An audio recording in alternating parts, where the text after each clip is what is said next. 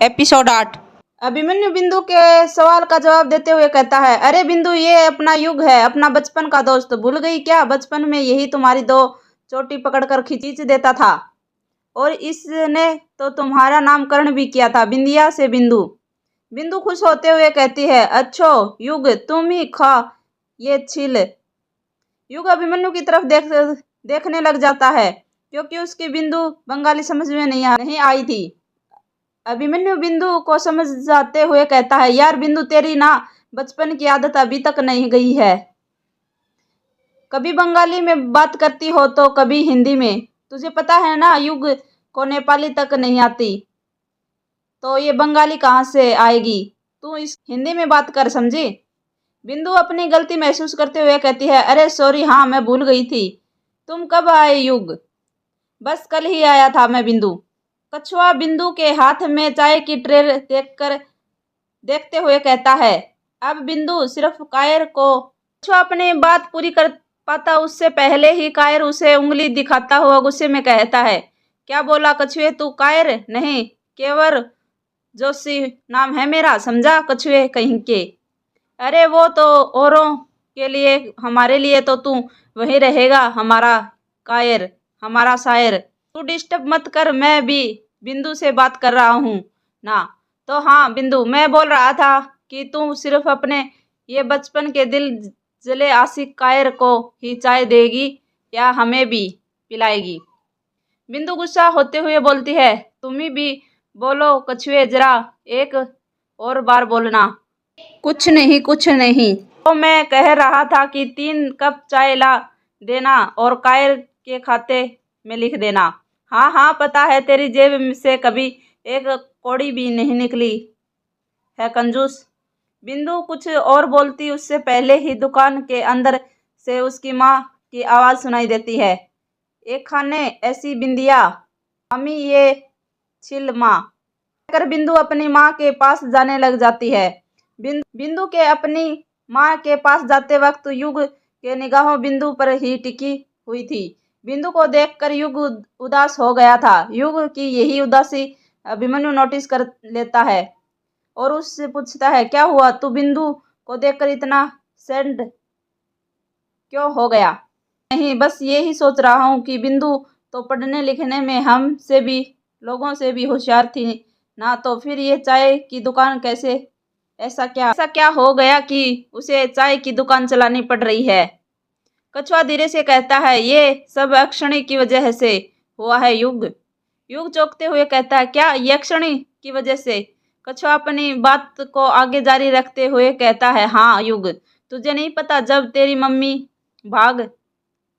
कछुए ने इतना ही कहा था कि तभी अभिमन्यु जोर से कछुए की पीठ थपाने लगता है, जैसे कोई इशारा हो कि रुक जा। कछुआ बात को घुमाते हुए कहता है, मेरा मतलब यह है कि जब तेरी मम्मी चले गई थी और तू होटल में था, तो उस वक्त अक्षणी ने बिंदु के पिता को भी अपना शिकार बना लिया था।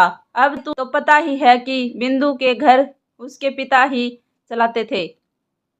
उनके गुजर जाने के बाद वो और उसकी माँ अकेली हो गई थी। बिंदु ने अपनी माँ का हाथ बटाया और शुरू कर दिया और ये दुकान ओपन कर ली। बिंदु पढ़ाई भी करती है, साथ में ये चाय खाने पीने की दुकान भी चलाती है। युग मुंह लटकाते हुए कहता है, अच्छा। अभिमन्यु बात को बदलते हुए कहता है, छोड़ ना यार, ये सब इतने दिनों बाद आए हैं, तो तू उदास मत हो, समझा? ये सब तो चलता ही रहता है। ऐसा कौन सा शख्स है जिसकी जिंदगी में गम नहीं है? एक ना एक दिन तो सबको मरना ही है ना।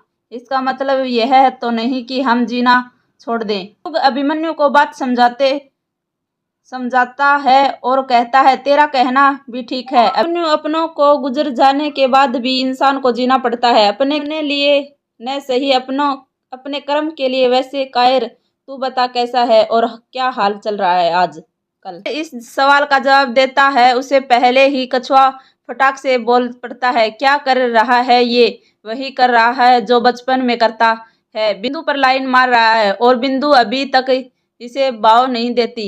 बचपन की तरह प्रेम पत्र लिखता है, पर बिंदु के लिए नहीं, स्कूल में पढ़ने वाले बच्चों के लिए। उसी के पैसे मिलते हैं इससे, और उसी को बदौलत गुजारा चल रहा है। कायर कछुए को मजाक में कनपट्टी पर मारते हुए कहता है, कुछ भी मत बोल समझा कछुए तू, बहुत जल्दी बहुत बड़ा शायर बनने वाला हूँ मैं। बस एक बार मेरी किताब पब्लिक में जाए फिर देखना, हर जगह मेरा ही नाम होगा। वो तो अभी किस्मत खराब चल रही है, इसीलिए मैं पब्लिशर मिलता नहीं है। मिलेगा भी कैसे, तेरी शायरी ही ऐसी है, जहर का काम करती है, समझा तू। कायर को पता था कि कछुए से बहस करना बेकार है, इसलिए वो युग से कहता है, यार युग तू ना इस कछुए की बातों में मत आ, तुझे तो पता ही है इसे बचपन की मजाक करने की आदत है। तू बता कैसे आना हुआ, वो भी 13 साल बाद। कायर को भी उसी जॉब और स्टार्टअप के बारे में सब कुछ बता देता है। सारी बात सुनने के बाद कायर हैरानी के साथ कहता है, युग तू पागल तो नहीं हो गया है? तू शहर में ड्रिंक लेता था क्या? नहीं तो क्या प्लान पसंद नहीं आया क्या? यार ये तेरा प्लान है ना, लोगों को मारने की तरकीब, तुझे पता है ना, वो गिरवी कोठी कब्रिस्तान के ऊपर बनी है और तू कब्रिस्तान के ऊपर खेती करने का सोच रहा है। मान ले हमने खेती कर भी ली, फसल भी उग गई तो खरीदेगा कौन? लोग वहां सब्जी खाने से पहले डरेंगे ये सोचकर कि कहीं भूत ना आ जाए खाकर। युग चिढ़ते हुए कहता है, यार मैं ना एक एक को समझाकर परेशान हो गया हूँ, अब मैं किसी को नहीं समझाने वाला। यदि तुम तीनों को मेरा साथ देना है तो दो, वरना मैं अकेले अभी कर सकता हूँ। मुझे मेरा काम शुरू करने के लिए किसी के साथ की जरूरत नहीं है। मुझे अब कोई नहीं रोक सकता, कोई एक्शनी भी नहीं, समझे तुम। कोई कुछ कहता उससे पहले ही वहां से अहमद, जो बिंदु की ही दुकान पर आकर काम करता था, चाय की ट्रे लाकर रख देता है। अहमद की उम्र करीब 16-17 साल होगी। अहमद चाय देकर वहां से चले जाता है। युग, अभिमन्यु, कछुआ और कायर चाय पीने लग जाते हैं। चारों के बीच खामोशी छाई हुई थी। युग के चेहरे से ही दिख रहा था कि वो नाराज है। कोई समझाएगा तो वह समझने वाला नहीं है। कायर चाय पीते हुए कहता है, ठीक है मैं तैयार हूँ, पर एक शर्त है। युग हैरानी के साथ कहता है, अब तेरी शर्त है? पहले कछुए की शर्त है, अब तेरी शर्त बता, क्या शर्त है? यार देख, तेरे पापा भी एक लेखक थे ना। हाँ तो यार तेरी कोई पब्लिशर से बातचीत हो तो मेरी भी किताब पब्लिश करवा देना, तेरे पापा तो बहुत बड़े लेखक थे। युग कायर को समझाते हुए कहता है, यार कायर, मेरे पापा लेखक थे, मैं नहीं समझा। तुझे पता है ना अब मेरे पापा इस दुनिया में नहीं है, फिर भी ये सा सवाल कर रहा है। कायर उदास हो जाता है। युग कायर का चेहरा देखते हुए कहता है, मेरे पास एक दो पब्लिशर के नंबर हैं, मैं उसकी बात करके देखूंगा तेरे लिए। यह बात सुनकर कायर खुश हो जाता है और युग को गले लगाते हुए कहता है, शुक्रिया शुक्रिया मेरे भाई। युग, अभिमन्यु, कछुए और कायर गिरवी कोठी के अंदर थे और पीछे 4 घंटे से वो लोग गिरवी कोठी की सफाई कर रहे थे। युग के हाथ में सफाई वाला कपड़ा था तो अभिमन्यु के कायर के हाथ में झाड़ू और कछुए के हाथ में पोंछा, जिससे वह पूरी गिरवी कोठी को चमका रहा था। जैसे गिरवी कोठी की धूल साफ होती जा रही थी, गिरवी कोठी रौनक से बढ़ी जा रही थी। चारों हॉल की सफाई कर रहे थे कि तभी कायर का मोबाइल बजने लग जाता है। अम्मी जी तो माँ, गुस्सू जे तो मार। यही रिंगटोन कायर के मोबाइल में बज रही थी, जिसे सुनकर कछुआ डर जाता है। कछुआ कायर पर चिल्लाते हुए कहता है, यार कायर, तुझे कोई और रिंगटोन नहीं मिली थी क्या? माना तू बंगाली लड़की से पसंद करता है, इसका मतलब यह तो नहीं कि ना तू रिंगटोन भी बंगाली रखेगा। कायर जेब से मोबाइल निकालता हुआ कहता है, यार कोई ऐसा बंगाली में गाना ही नहीं मिला। क्या कहा? बंगाली में गाना नहीं मिला? इतने सारे तो गाने हैं तुझे। अमिताभ बच्चन के एकलता चौबेरो रे गाना नहीं मिला इतना अच्छा? कायर कछुए की बात का कुछ जवाब नहीं देता है और फोन उठाते हुए कहता है, हाँ बिंदु, क्या हुआ? कायर खोता होए, गिरवी कोठी में बिंदु। कि शौक ने तुम की कोछो हो। तुम्हें मैसेज में बताया था ना कि युग अभी यहीं रहेगा, तो गिरवी कोठी की सफाई करने जा रहा हूँ। वो मैंने मैसेज नहीं देखा। वैसे जल्दी से यहाँ पर आ जाओ, वो राशन खत्म हो गया है दुकान का, तो उसे लेने मेहंदी पथार जाना पड़ेगा अभी। हाँ बिंदु, बस अभी आया, 2 मिनट में रुकना। इतना कहकर कायर फोन रख देता है। जैसे ही कायर फोन रखता है, कछुआ कायर को घूरते हुए कहता है, लो आ गया कायर साहब का बुलावा। वैसे तो बिंदु लाइन नहीं देती, पर जब काम पड़ता है तो फटाक से कॉल कर देती है। ये लड़कियां ना बड़ी चालाक होती हैं, जब काम पड़ता है तो तभी इन्हें हमारी याद आती है, वरना वो अपने रास्ते और हम अपने रास्ते। कायर कछुए पर चिढ़ते हुए कहता है, और हम लड़के लोग कम चालाक होते हैं क्या? हम भी तो सिर्फ लड़कियों से सिर्फ एक चीज चाहते हैं, और वो है उनकी तन, है ना? समझ गया था कि कायर उसे नाराज हो गया है, इसीलिए वो अपनी गलती महसूस करते हुए कहता, सॉरी यार, मैं मजाक कर रहा था, मुझे नहीं पता था कि तुझे बुरा लग जाएगा। यार कछुए, तू कितनी बार बोलेगा? तू मुझे मजाक करना है कर, मेरी शायरी के साथ करना है कर, पर मेरी बिंदु से मत कर, और ना ही उसके बारे में कुछ बोल। तुझे पता है ना उससे कितना प्यार करता हूं मैं। सॉरी यार, ये सॉरी वोरी छोड़ और मेरा एक काम कर। कछुआ हैरानी के साथ पूछता है, कैसा काम? कायर झाड़ू कछुए के हाथ में देता हुआ कहता है, मेरे हिस्से की भी सफाई तू ही कर देना। जब मैं लौटूं तो ये कोठी साफ होनी चाहिए, समझा? कछुआ मुंह बनाते हुए कहता है, हाँ समझ गया। कायर युग की तरफ देखते हुए उससे कहता है, युग मैं निकलता हूँ। सॉरी यार, पर क्या करूँ, बिंदु ने बुलाया है, मैं ना नहीं कर सकता, पर तू फिक्र मत कर, जैसे ही काम खत्म होगा मैं वहां वापस आ जाऊंगा। युग कायर के कंधों पर हाथ रखते हुए कहता है, हाँ मैं समझ सकता हूँ, बिंदु अच्छी लड़की है, उसका कभी साथ मत छोड़ना।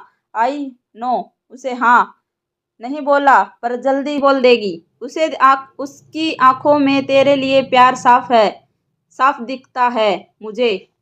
कायर वहां से चला जाता है। कायर के जाने के बाद कछुआ युग से कहता है, युग हाँ युग, यहाँ नीचे तो पोछा लगा दिया है मैंने, एक काम करता हूँ, मैं ऊपर वाले कमरों में झाड़ू मार कर आता हूँ, दोनों जब तक यहाँ हॉल की सफाई कर लो।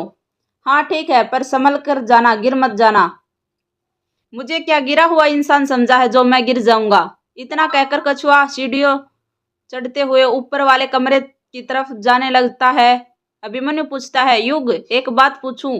हाँ पूछ अभिमन्यु। यार जब तू कायर को समझा रहा था ना प्यार के बारे में, उसे वक्त तेरी आंखों में एक अलग सी चमक थी, और ऐसी चमक किसी की आंखों में तभी दिखती है जब उसने भी किसी से प्यार किया हो। युग बीच में ही अभिमन्यु को टोकते हुए कहता है, यार तू पूछना क्या चाहता है, सीधे सीधे पूछना, ये घुमा फिरा कर क्यों बातें कर रहा है? यार मैं ये पूछना चाहता हूँ कि बेंगलोर में तुझे हमारी भाभी मिली क्या या नहीं? अभिमन्यु की बात सुनकर युग शर्मा जाता है। तेरे चेहरे की ही मुस्कान देखकर मैं कन्फर्म हो गया कि तुझे हमारी भाभी मिल चुकी है। तो बता ना, क्या नाम है भाभी का? युग शर्माते हुए कहता है, शालिनी मेहरा। वाह यार, नाम तो बहुत खूबसूरत है, दिखने में तो उसे भी खूबसूरत होगी। मोबाइल में फोटो जरूर होगी, तो दिखाना जरा, मैं भी तो देखूं कि भाभी कैसी दिखती है। युग अपना पर्स निकालता है और उसमें एक पासपोर्ट साइज की फोटो अभिमन्यु को दिखाते हुए कहता है, ये है शालिनी। पासपोर्ट फोटो के अंदर एक बहुत ही खूबसूरत लड़की थी, जिसका लंबा सा चेहरा था, काले काले लंबे लंबे बाल थे, सुनहरी आंखों और गुलाबी होठ। शालिनी इतनी खूबसूरत थी कि कोई भी उसे देख उसका दीवाना हो जाए। अभिमन्यु फोटो तो देखते हुए कहता है, यार भाभी तो बहुत सुंदर है, पर तुझे भी मानना पड़ेगा, 21st चूरी के जमाने का 90 का प्यार चल रहा है। वो बात नहीं है यार, मोबाइल की सारी फोटो डिलीट कर दी है मैंने शालिनी की। क्या कहा? भाभी की सारी फोटो डिलीट कर दी? पर क्यों? यार जो लोग हमारी जिंदगी में नहीं रहते, हम उन्हें अपने मोबाइल से भी निकाल देना चाहिए। क्योंकि मोबाइल भी आपकी दूसरी जिंदगी है जिसके साथ आप हमेशा रहते हो। यार तेरी बात मेरे समझ में नहीं आ रही है। और तू ये बात तूने भाभी की फोटो मोबाइल से डिलीट क्यों कर दी? क्या तेरा और भाभी का ब्रेकअप हो गया? यार अनुराग, पहले तो तू ना शालिनी को भाभी बोलना बंद कर। समझा, हमारा ब्रेकअप नहीं हुआ है, हम अलग हो गए हैं। अलग हो गए? पर क्यों यार?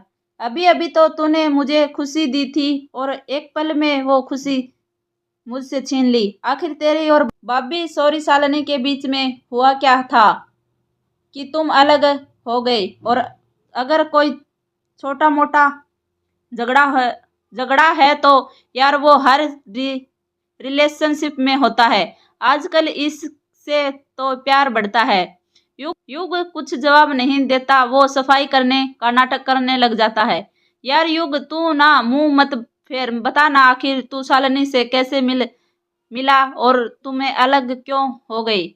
मैं जानना चाहता हूँ, बता। यार तू क्या करेगा जानकर? छोड़ ये सब बुरी आदतों में भूल जाओ, उसमें भलाई है। अरे ऐसे कैसे छोड़ दूं? यार तुझे नहीं पता, दर्द बांटने में कम होता है। और आई नो मैं तेरा दर्द कम नहीं कर सकता, पर उस दर्द से गुजरने में तेरा साथ जरूर दे सकता हूँ। अभिमन्यु को फोर्स करने पर युग उस शालिनी के बारे में बताने के लिए राजी हो जाता है। यार मैं शालिनी ना, अभी युग ने इतना ही कहा था कि तभी कछुए को जोर से चीखने की आवाज सुनाई देती है। अभिमन्यु हैरानी के साथ कहता है, यार ये चीख तो कछुए की है। हाँ यार उसी की है, पता नहीं क्या हो गया इसे, चल कर देखते हैं। धन्यवाद दोस्तों, अगर मेरी वीडियो पसंद आए तो लाइक कमेंट शेयर सब्सक्राइब कर लेना।